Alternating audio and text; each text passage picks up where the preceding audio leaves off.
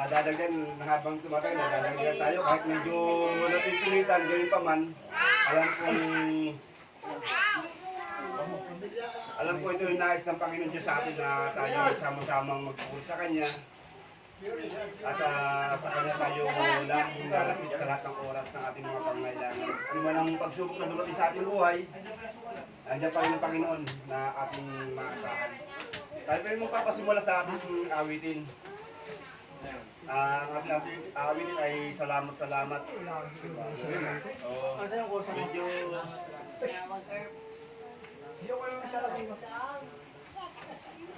Hi vlog, welcome to my guys. Sundan natin ang Diyos, ikaw ang karapat dapat. Ano mo? Ano?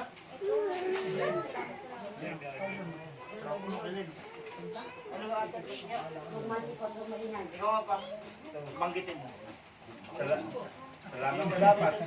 Diyos, ikaw ang karapat dapat.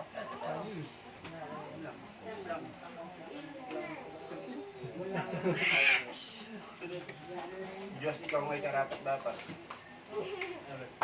Diyos, ikaw ang karapat dapat.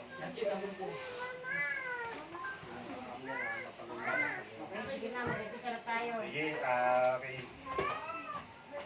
Salamat ang ating unahin. Kung aking mamasdan, mag-releasing. Kung aking mamasdan, ang kalawakan, hindi ko maunawaan ang iyong dahilan kung bakit ako'y pinili mo't inalagaan. Di ko kayang isipin, hindi ko kayang sukatin ang pag-ibig mo, Jesus, na iyong binigay sa akin. Salamat, o Jesus, sa pag-ibig mo. Walang ibang nagmahal sa akin ng katulad mo. Salamat, o Jesus, sa pag-ibig mo. Ako'y magsasaya sa piling mo. Kung may pagsubok man o kagipitan, ako ay may lalapitan. Ikaw, Jesus, ang aking sandigan. Hindi mo ko pababayaan. Di ko kayang isipin, hindi ko kayang sukatin ang pag-ibig mo, Jesus, na iyong binigay sa akin. Salamat, o Jesus, sa pag-ibig mo. Walang ibang nagmahal sa akin ng katulad mo.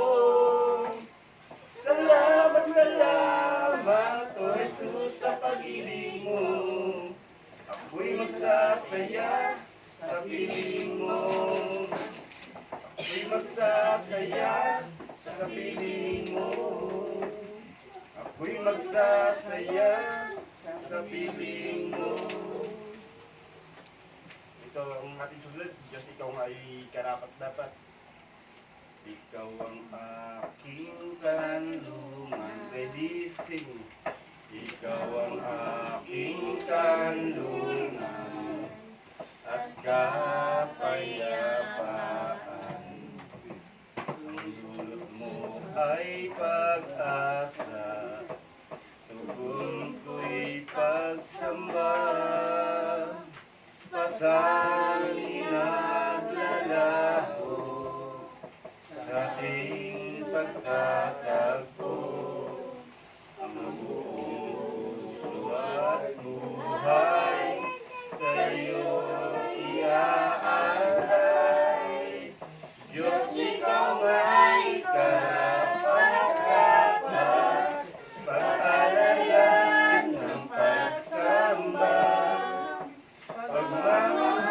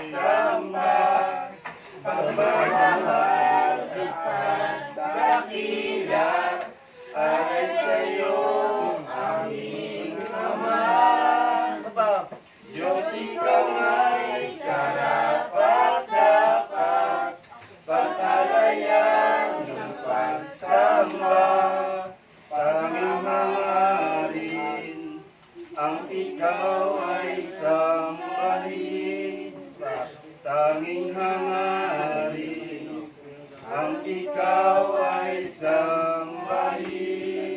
Isa pa, tanging hangarin, ang ikaw ay sambahin. Pray, opening prayer. Sino? Kay JB. Brother Paulo, namo na. Sana si Angela. Oh, Angela. Sino? Brother Paulo. Sino? Minsan tayo Tayo mga tayo Mawi, tayo si Mawi. Ayo. Ikaw magano. Wala.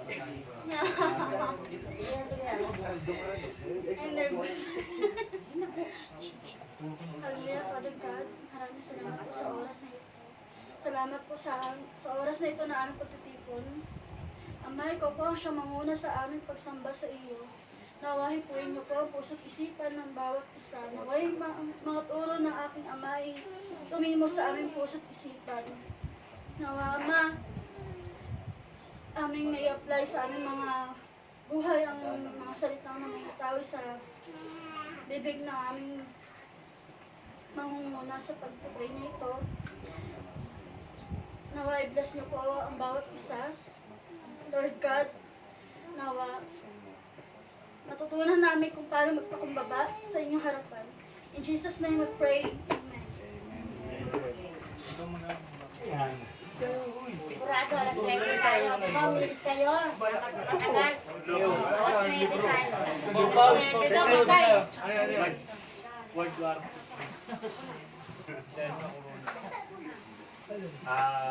Sige, salamat at habang tumatagal, alam ko medyo iba gumagawa ng para hindi makaparito. Ngayon pa man, hindi talaga nilob ng Diyos na kayo ma-excuse. No? Talagang huwag niyong babaliwalay ng mga bagay na to dahil ito parang araw. Pag talagang hindi po kayo ng Panginoon, hindi po ang puso niyo at talagang sasabihin niyo bakit niyo lang naisipan na kayo'y tinawag ng Panginoon. Katulad ko, ako, dati lagi rin akong ganyan, nagtatago, nag-excuse. Pero nung makikita ko, nung mapakinggan ko yung salita ng Diyos, naunawaan ko yung salita niya, doon ko na-realize na yung mga panahon na nagtatago pala ako, dapat sinunod ko na yung panawagan sa akin ng Panginoon. Dapat noon pa, ako sa kanya'y nakinig. Hindi sana ako humantong sa ganito na nasira yung pamilya. Dapat noon pa lang naayos na. Pero talagang ganun ang plano ng Panginoon sa atin. Hindi natin alam kung ano yung plano ng Panginoon sa bawat isa sa atin. Lahat tayo may kanya-kanyang inilaan na plano ang Panginoon Diyos. Maaring ngayon, ito ang pasimula ng pagtawag sa inyong lahat. Maging sa mga bata, hindi pa man sila nakakaunawa pero inihahanda na sila ng Panginoon. Ngayon pa lang, kasi kita nyo, sino bang magsasabing mangyayari ito sa atin na tayo nagkakatipon upang siya'y papurihan, siya'y parangalan. Wala, hindi natin pinlano to, kundi sa kanyang plano to. Sa gabi ay sa oras ito tayo tutong sa ating pag-aaral tungkol sa salita ng Diyos. Yung tungkol sa buhay ni Pablo. Ating tinampo sa sa Pilipos.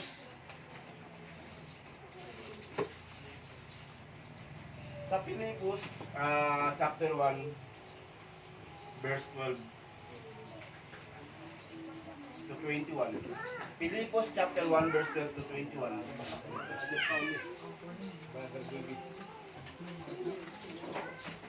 Chapter 1. Verse 12. Philippians.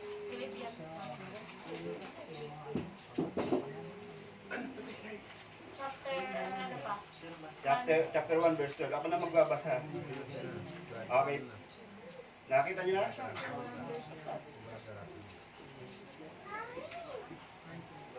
Okay, mga taga-Pilipos. Chapter 1, verse 12. Mga kapatid, nais kong malaman ninyo na ang nangyari sa akin ay tulong ng malaki sa ikalalaganap ng magandang balita. Nalaman ng mga bantay sa palasyo at ng iba pang nalilito na ako'y nabilanggo dahil sa pagiging tagasunod ni Kristo. At ang karamihan sa mga kapatid ay lalong tumibay sa kanilang pananalig sa Panginoon dahil sa aking pagkabilanggo.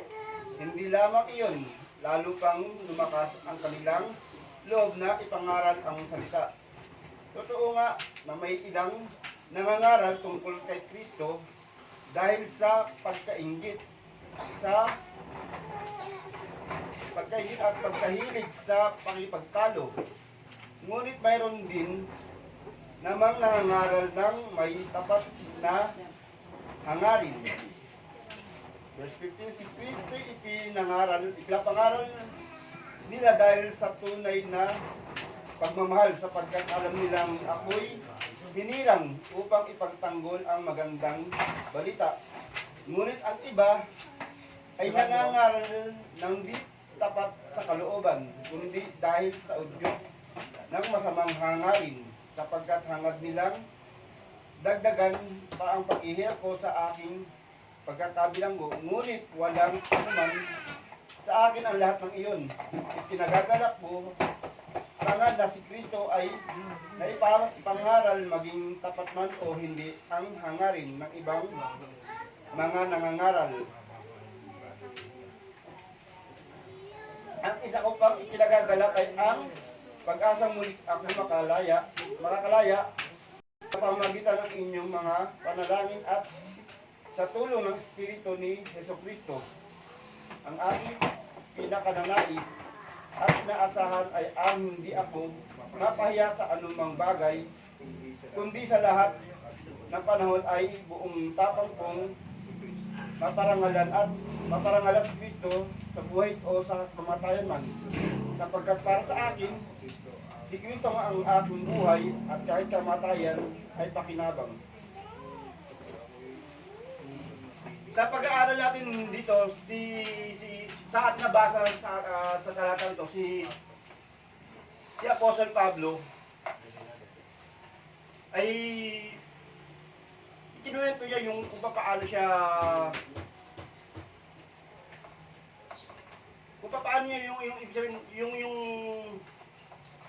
kasi si Apostol Pablo hindi dati siyang taga-usig ng mga iglesia eh.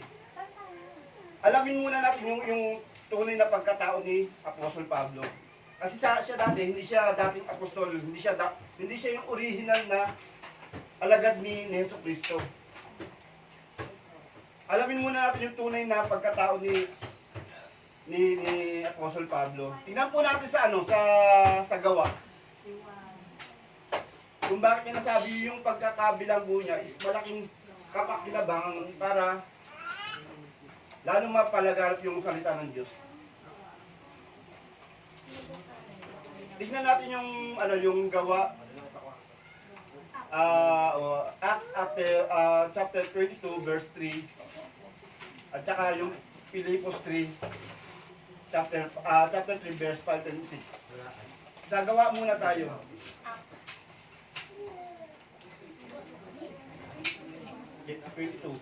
Chapter 22 3 to 5.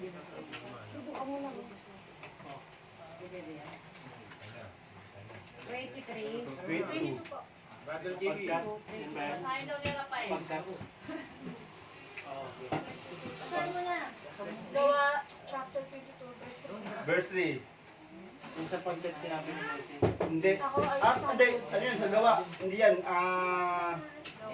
Gawa. Ako isang hudyong pinanganak. Ako'y good news. Diyos. Gawa. Ano pong Ano Gawa. Chapter. 3. Chapter 22. 3.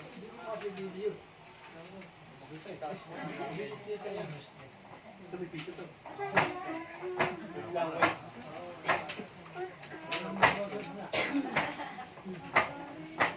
Mangarapin mo sa mga joy. Ako yung pala. Ako'y isang hudyo. Oo. Ako'y isang hudyong pinanganak sa Tarso sa lalawigan ng Silesia. Ngunit lumaki rito sa Jerusalem. Ang aking guro ay si Gamaliel. At buong higpit niya akong tinuruan sa kautusan ng ating mga ninuno. Ako'y masugid na naglilingkod sa Diyos tulad ninyong lahat na naririto ngayon. Isinugid ko at inusig ko at ipinapatay ang mga sumusunod sa daang ito. Ipinagapos ko sila, ipinabilanggo maging lalaki o maging babae. Makakapagpatotoo tungkol dito ang pinakapunong pari at ang buong kapulungan ng mga pinuno ng bayan. Binigyan pa nga nila ako ng mga sulat para sa mga Hudyo sa Damasco, kaya pumunta ako roon upang dakpin ang mga kaalib ng daang ito at dalhin sila dito sa Jerusalem upang parusahan. Yun ang totoong pagkatao ni Pablo. Siya nung hindi pa siya tinatawag ng Panginoon Diyos, ang pangalan niya, Saulo. Tingnan natin sa pang reference sa Pilipos chapter 3 verse 5 and 6.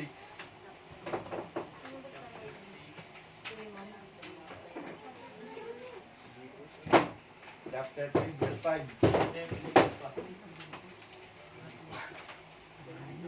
Filipos chapter 3 verse 5.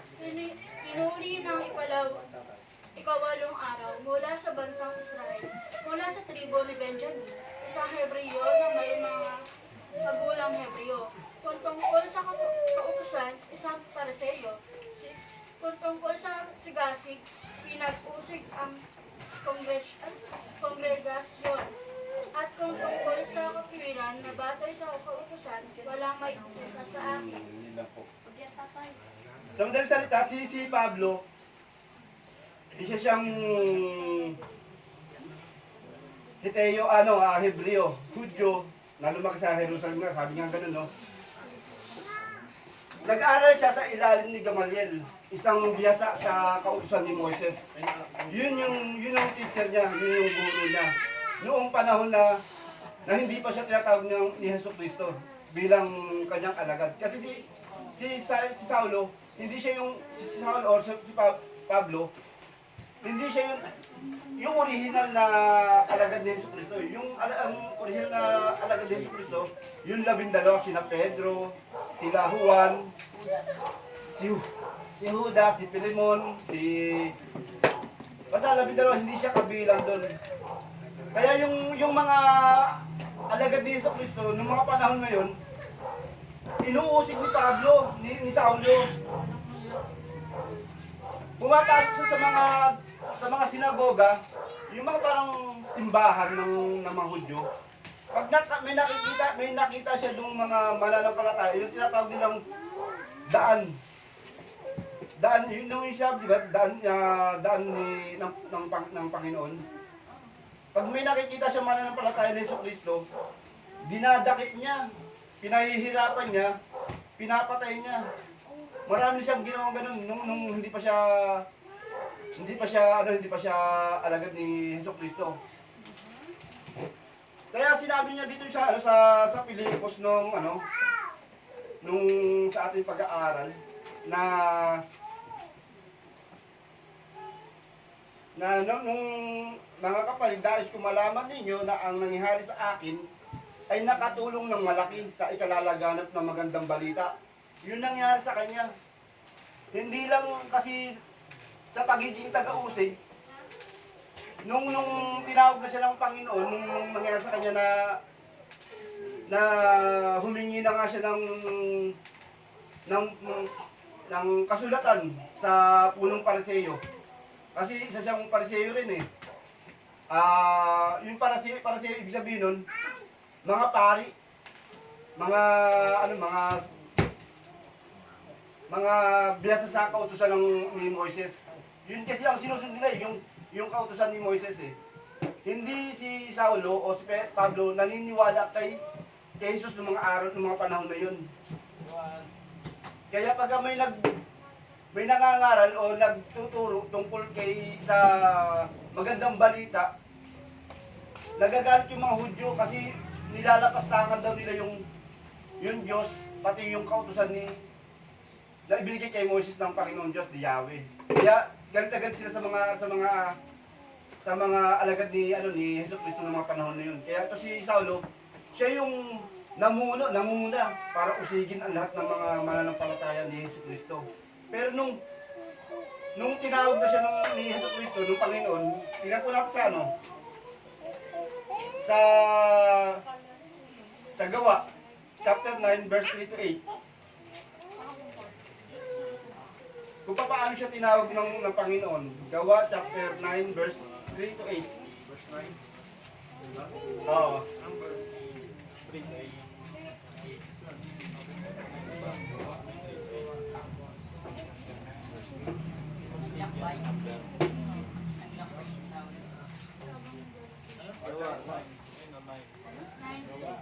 Iisama na muna natin yung verse 1. Umpisa sa verse 1 para malaman niyo yung ginagawa ni Saulo nun. Samantala patuloy. Verse 1. Samantalang patuloy. Samantala patuloy. Samantala patuloy ang pagbabanta ni Saulo na may pagpatay ang mga alagad ng Panginoon. Yun ang mga kumali niya. Unong pari ng mga Hudyo at tumingi ng mga sulat para sa mga sinagoga sa Damasco upang madakip niya at madalas sa Jerusalem ang sinumang lalaki o babae na matatagpuan niya roong kaalib sa daan ng Panginoon. Naglakbay si Saulo papuntang Damasco at nang siya'y malapit na sa lungsod, biglang kumislap sa paligid niya ang isang nakakasilaw na liwanag mula sa langit. Natumba siya sa lupa at narinig niya ang isang tinig na nagsasabi, Saulo, Saulo, bakit mo ako inisik? Yun yung sinasabi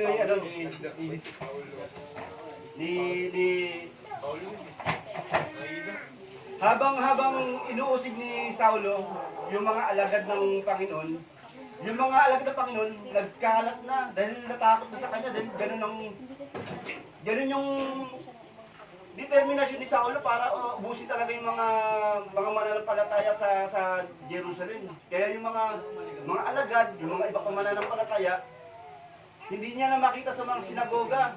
Nagpunta na sa iba-ibang bayan, iba-ibang lugar.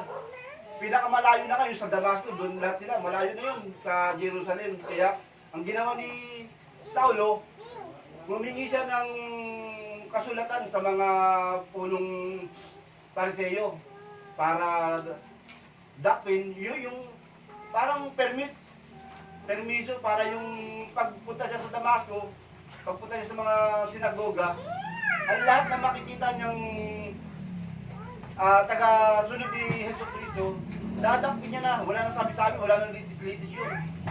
Dadakwin niya na kagad yun, tapos dadali na kagad sa Jerusalem, di ba patay na kagad yun. Pero habang nasa daan, yun ang sinasabi ni habang nasa daan si Saulo, kasama yung mga yung mga kasama niya, biglang may kumislap daw na sa paligid niya, habang nasa daan siya, bigla na lang may kumislap na hindi niya mawari kung ano yun. Na nasilaw siya. Tapos yun, natumba yung sa ibang Biblia, nadapa siya. Kasi habang naglalakad, kumislap ang nakasisilaw na liwanag, nasilaw siya, nadapa siya. Nung pagkadapa niya, may nadinig siyang tinig na nagsasabi, Saulo, Saulo, bakit mo ako inuusig? Yun na sabi niya, tapos, tinanong niya, sino kayo, Panginoon? Sabi niya gano'n. Ako'y si Jesus, ang iyong inuusig. Tugon ng tinig sa kanya. Lumayo ka't pumasok sa lungsod at dooy sasabihin sa iyo kung ano ang dapat mong gawin. Natigilan ang mga kasama ni Saulo nang marinig nila ang tinig, ngunit wala naman silang nakikitang nagsasalita. Tumayo si Saulo at nang dumilat, hindi na siya makakita. Kaya't siya'y inakay ng mga kasama niya hanggang sa Damasco. Nabulag siya nung pagkatayo niya. Kasi nga, bali yun na yung paraan ng Panginoon kung paano siya tatawagin. Tingnan po natin sa isa pang reference sa verse 18. Chapter 9, verse 18 pa rin. Gawa. Oh, chapter 9, verse 18. Noon, Noon, ikaw ay may 17, yan natin sa 17. pumunta nga si Pumunta nga si Ananias sa naturang bahay at pumasok dito. Ipinatong niya ang kanyang mga kamay kay Saulo at sinabi niya, "Kapatid na Saulo, pinupunta ako rito ng Panginoong Hesus na nagpakita sa iyo sa daan nang ikaw ay papunta rito. Isinugol niya ako upang muli kang makakita at upang mapuspos ng mga Espiritu Santo." Noon din may nalaglag na tila mga kaliskis mula sa mga mata ni Saulo at nakakita siyang muli. Tumayo siya at nagpabautismo, kumain siya at nagbalik sa kanyang lakas. Yun na nga po ang nangyari kay Saulo. Matapos siyang madapa, nakausap niya yung Panginoong Jesus. Nagtatanong nga si Jesus kung bakit siya inuusig, pero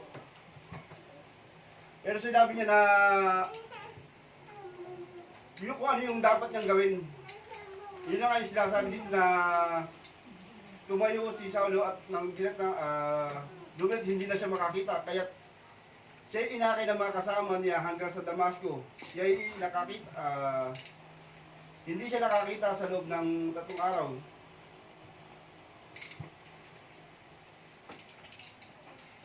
Doon sinabi sa kanya na tumayo ka at pumasok sa lungsod at doon sasabihin sa iyo kung ano ang dapat mong gawin. Yun na nga po. Si Jesus, meron ng isinugo, meron ng kinausap na lingkod din niya, si Ananias. Yun yung inutusan ni Jesus na magpapatol sa kanya. Kumbaga, yun yung doon niya ibinigay yung utos para kay Saulo. Na siya na rin yung magbabautismo kay Saulo. Kasi si Saulo, mula nung nakausap niya nga si Jesus, doon siya nakaramdam ng takot ba? Kasi hindi niya alam na ang inuusig niya lang pala totoong Diyos na eh. Samantalang ang turo sa kanya, yung turo ng kautusan ni Moises. Yun lang ang alam niya kasi maging tayo sa mga panahong ito, may mga taong hindi nakakaunawa ng salita ng Diyos. Kaya yung iba nahihirapan na unawaan yung salita ng Diyos kasi nga hindi pa nila panahon para tawagin ng Panginoon eh. Hindi katulad natin ngayon, nagkakaroon tayo ng ganitong pag-aaral. Ibig sabihin, panahon na para tayo tumugo sa kanyang panawagan. Nung magdesisyon na si Saulo na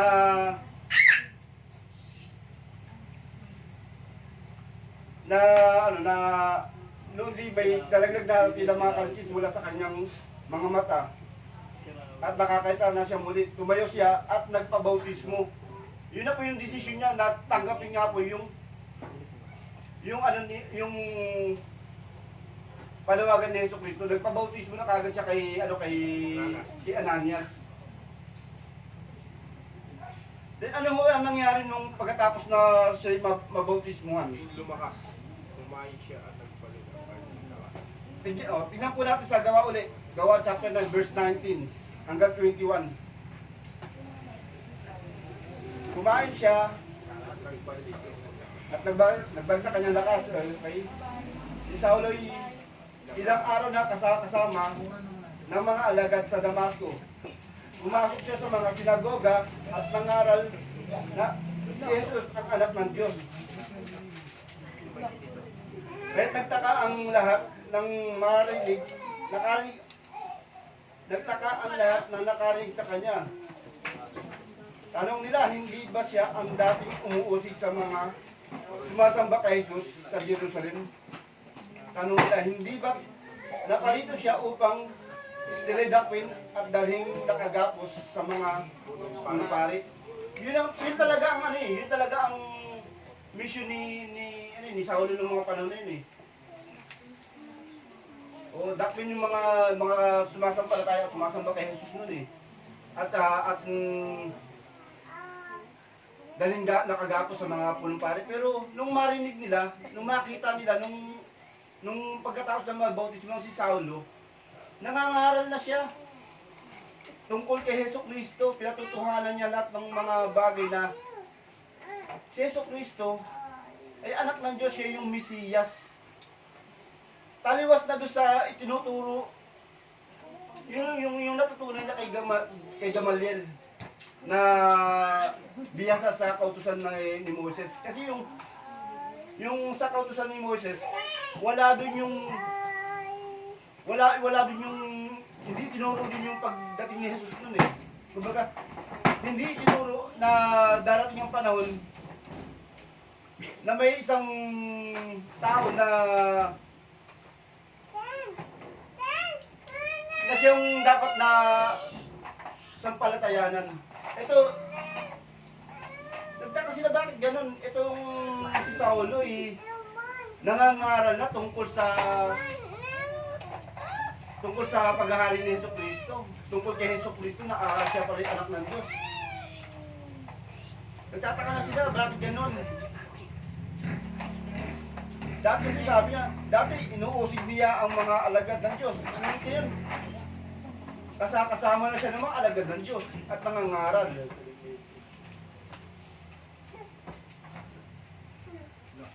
Pumapasok siya sa mga sinagoga, hindi upang dakwin yung mga alagad, kundi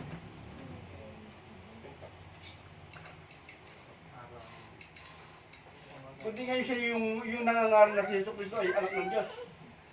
Kaya nagtaka yung ibang Hudyo. Kaya sa sinasabi sa Pilipos na malaki ang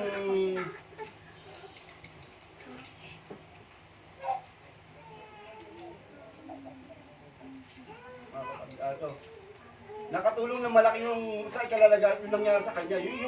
Yung nangyari sa kanya, yung pagkabulag, nung muli nakakita, nung tumanggap siya kay Hesus Kristo.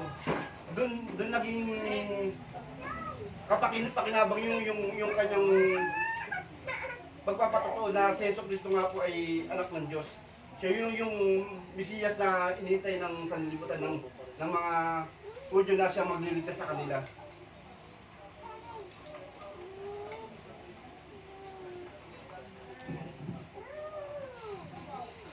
Dito sa Pilipos nalaman ng mga bantay lang sa palasyo, Pilipos chapter 1 verse 13, nalaman ng mga bantay sa palasyo at iba pang narito na ako'y nabilanggo. Yun na nga po ang nangyari sa kanya. Nung nangangaral na siya ng salita ng Diyos, siya naman yung pinag-uusig ng mga Hudyo. Naging baliktad na ang naging sitwasyon, siya na ngayon yung inuusig ng mga Hudyo. Kaya nung makita nila si Saulo na nangangaral sa loob ng mga sinagoga, dinakip siya ng mga Hudyo. Dahil iba na yung ipinapangaral niya, hindi na yung natutunan niya kay Gamaliel na dati niyang guro. Di ba yun nga yung sinasabi niya, dati siyang Pariseo, masugid siyang tagasunod ng kautusan, masugid na tagasunod ng kautusan, yun ang sinabi sa Pilipos chapter 3 verse 5 and 6. Ito nga yung sinasabi niya na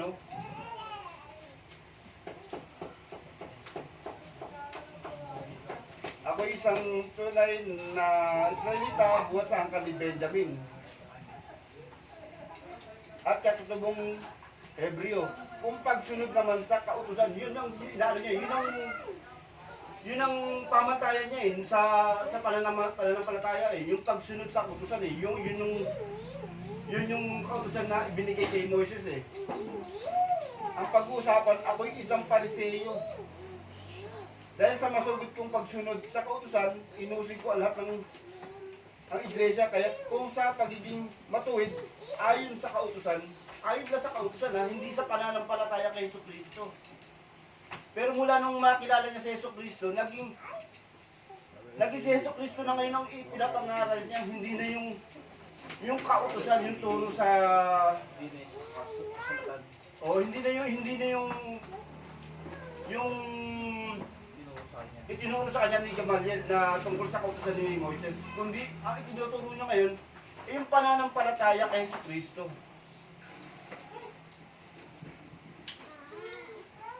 Kaya nung nabilanggo na siya, nung nadapot na siya, nabilanggo siya, hindi naging dahilan ng pagkakabilanggo niya para matigil siya sa pangangaral o pagbabahagi ng salita ng Diyos. Kahit sa bilangguan, yung mga bilanggo doon, ipinapahayag niya yung salita ng Diyos. Kaya nga sinabi dito sinabi dito sa Pilipos na yung nangyari daw sa kanya ay nakatulong ng malaki sa ikalalaganap ng magandang balita. Dahil kahit nasa kulungan, ipinapangaral niya yung salita ng Diyos eh. Marami ang nakakilala, marami ang nakaalam na yung si Jesus na taga Nazaret pala, ang siyang Mesiyas. Ang siyang tagapagligtas. Ang siyang Kristo.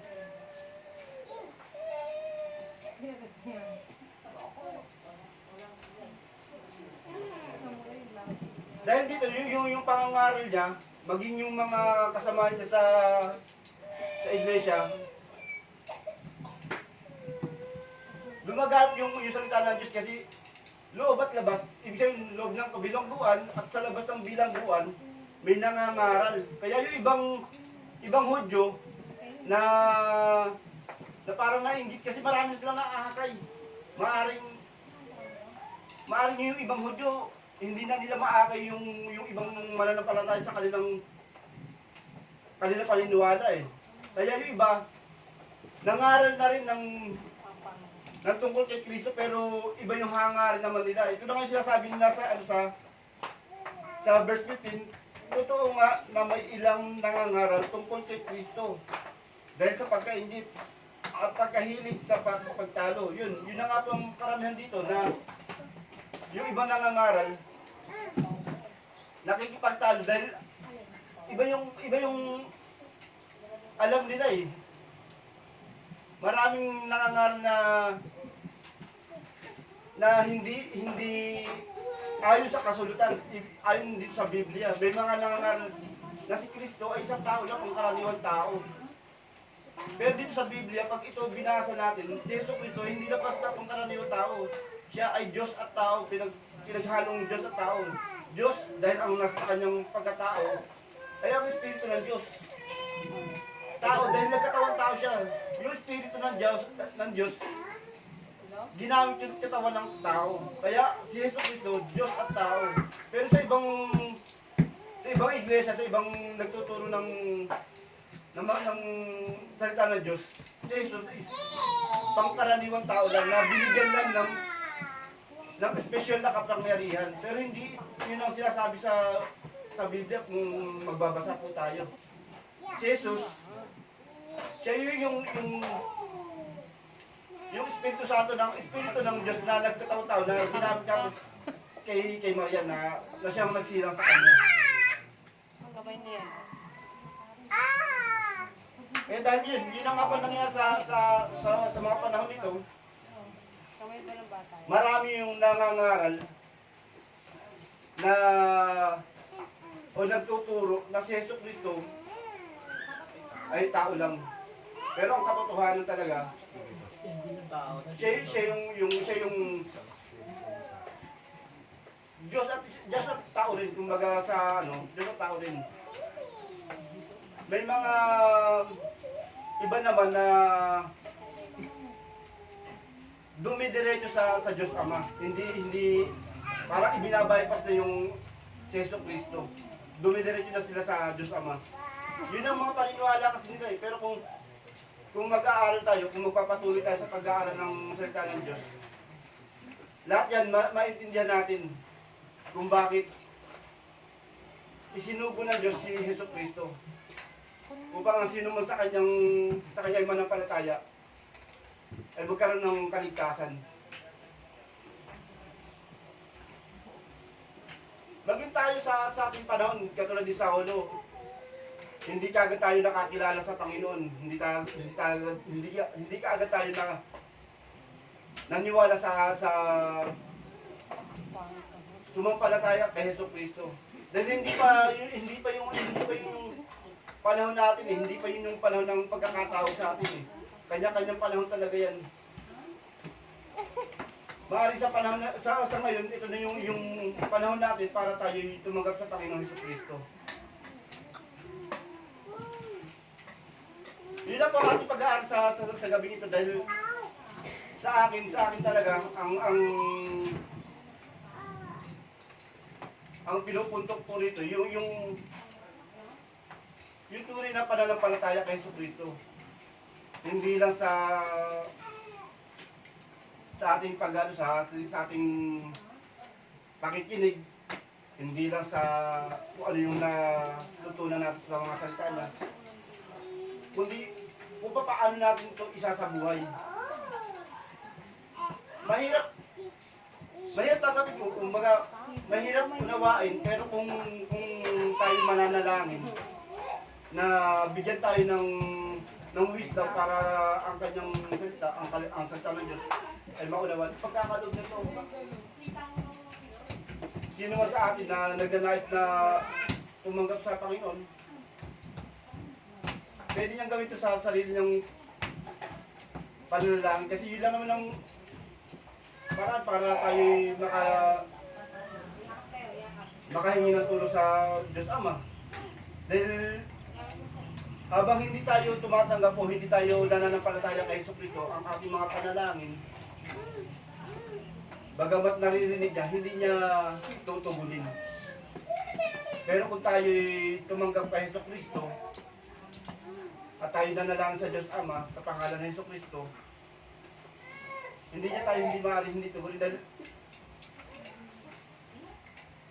nung tanggapin natin si Hesus Kristo, binigyan na tayo ng karapatan na maging anak niya eh.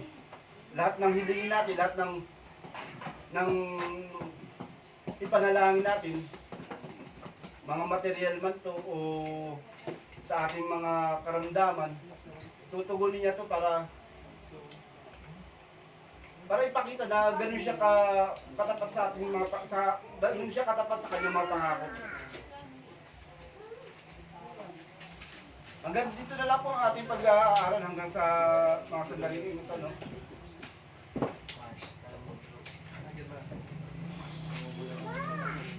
Yun lang ang sana maging katulad tayo ni Saulo na sa bandang huli, yung pagkatawag ng Panginoon sa kanya, tumugon siya ng buong puso. Nung pagtanggap niya, nagpabautismo na kagad siya. Kaya sa atin, hindi naman kailangan agad tayo magpabautismo. Timbangin din natin kung tayo ba'y dapat na magpabautismo ka. Dahil kung magpapabautismo tayo, dahil para lang masabing Christian tayo, mag-isip-isip din tayo.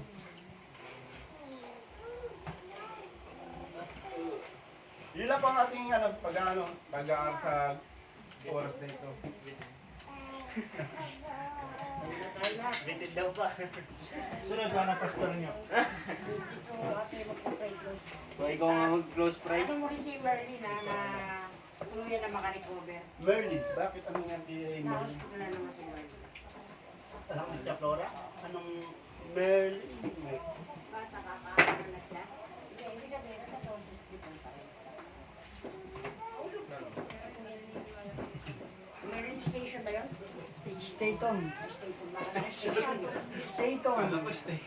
Emerging Staton.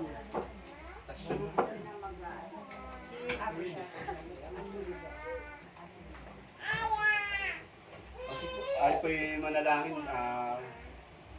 Dakilang Diyos na makapangyarihan sa lahat. Patuloy nga po kami ng pupuri. At nagpapasalamat, Panginoon, sa sandali ito. Bagamat kami nagugulhan pa sa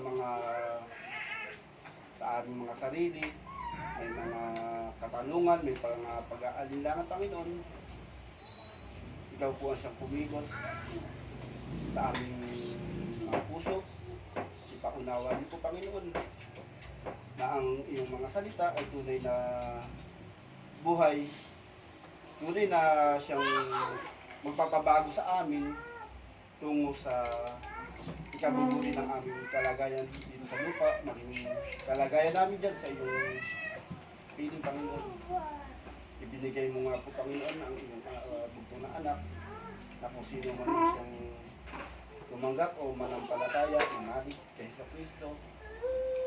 Ang iyong pangako, Panginoon, na kaligtasan at buhay na walang hanggan ay hindi mo ipagkakait sa bawat isa na tatanggap mo.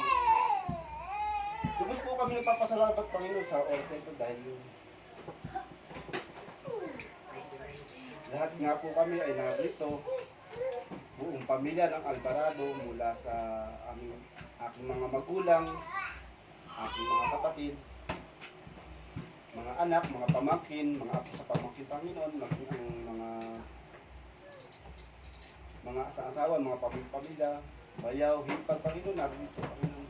Tunay nga po napakabuti mo dahil ito'y kalooban mo na kami magkatipon, marinig ang iyong salita. Sa maliit na kakayanan ko po, Panginoon, ikaw ang siyang nanguna, ikaw ang siyang nangusap, pagkat ang iyong salita ay tunay na makapangyarihan. Hindi po ako ang siyang magbabago sa mga puso na ito, kundi kayo, Panginoon. Paano niyo po binago ang aking puso, paano niyo po binago ang aking pagkatao, yung aking mga paniniwala, Panginoon. Kaya hindi po, Panginoon, sa mga narito, buhat sa aking mga magulang hanggang sa mga pamangkin. Kayo po siyang kumilos, Panginoon. Dalangin ko po, Panginoon, sa oras na ito, Panginoon, ipagkaloob ko sa amin ang kapayapaan. Bigyan niyo po kami ng pusong may puspos ng pag-ibig, Panginoon. Ang papakumbaba, pagkakaunawaan, Panginoon, sa bawat isa. Kapayapaan, Panginoon, ang siyang maghari sa buong sambahayang ito. Kapayapaan sa loob at labas, Panginoon. Nawa maging asin at ilaw ang sambahayang ito sa lahat ng mga nakapaligid, Panginoon. Makita nila na ang aming pamilya ay tunay na sumusunod sa iyong mga tuntunin, sumusunod sa iyong mga pautusan, upang sa gayon, Panginoon, ang lahat ay maging ligtas sa anumang kaparaan, Panginoon. Salamat po, Panginoon, maging sa mga batang naririto. Dalangin ko po sa kanila magmula, sa kanilang generation magmula ang tunay na Kristiyano. Bigyan niyo po sila ng pusong mapagpakumbaba, may pag-ibig po sa kapwa. Palakihin niyo po sila. Patulong po, Panginoon, ang mga magulang nito. Bigyan niyo po ng wisdom kung paano palalakihin ng tama, na may pagkatakot sa iyo, na may paggalang, na may pagkakilala sa iyo, Panginoon, ng mga batang ito, Panginoon.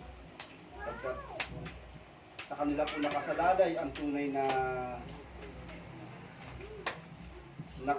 nakaligtasan sa susunod na mga henerasyon, Panginoon. Lumaki po silang maayos, malakas, malusog, Panginoon, sa lahat ng pagkakataon. Ilayo niyo po sila sa kapahamakan, ang buong sambahayan ito pa, maging itong buong sambahayan na ito. Salamat po, Panginoon, sa iyo po ibinabalik ang lahat ng papuri, pasasalamat at karangalan. Ang lahat ng ito ay aking dinadalangin sa pangalan ng iyong anak na si Jesus na aking pagpagkas. Amen.